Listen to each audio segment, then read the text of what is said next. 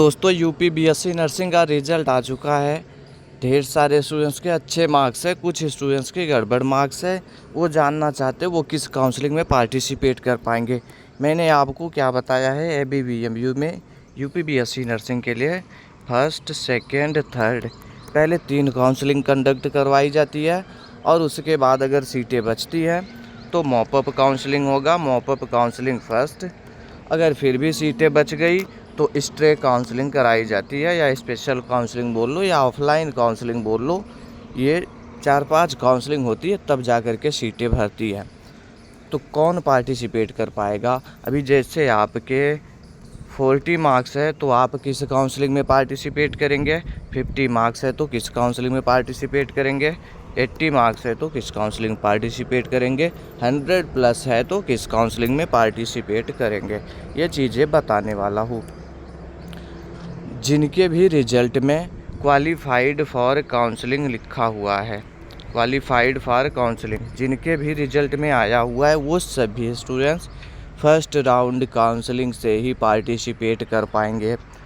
बात समझ में आ रही? चाहे तो आपके 56 मार्क्स है, 58 है, कुछ भी है, अगर क्वालिफाइड फॉर काउंसलिंग ऐसा लिखा हुआ है तो आप लोग पहली काउंसलिंग से पार्टिसिपेट कर सकते हैं। अब ऐसा नहीं है कि जिनके में नॉट क्वालिफाइड लिखा है वो लोग सेकंड में करेंगे, ऐसा भी नहीं है। जिनके में लिखा है क्वालिफाइड फॉर काउंसलिंग आप फर्स्ट में भी करेंगे, सेकंड में भी करेंगे, थर्ड में भी करेंगे, मॉपअप काउंसलिंग होगी उधर भी करेंगे, अगर स्ट्रे काउंसलिंग होती है तो वहाँ पर भी कर लेंगे। लेकिन हमारे वो स्टूडेंट्स फंस गए जिनके पे लिखा हुआ था नॉट क्वालिफाइड फॉर काउंसलिंग। कहने का मतलब जिनका 40-45 मार्क्स आ रहा था उनके में तो यही लिखा कि वो काउंसलिंग के लिए योग्य नहीं है, एलिजिबल नहीं है। तो क्या आप लोगों को भी मौका मिल सकता है? देखो इस बार कंपटीशन ज़्यादा है, 1,17,000 लोगों ने एग्ज़ाम दिया हुआ था, तो मुश्किल है कि आपको मौका मिले। लेकिन एबीवीएमयू अभी तक 3-4 सालों से देख रहा हूँ मौका देता है आप लोगों को भी जो क्वालिफाइड नहीं रहते हैं। तो अगर आपको मौका मिलना होगा मॉपअप काउंसलिंग से मिलने वाला है, ठीक है। मॉपअप काउंसलिंग के पहले आप भूल जाए।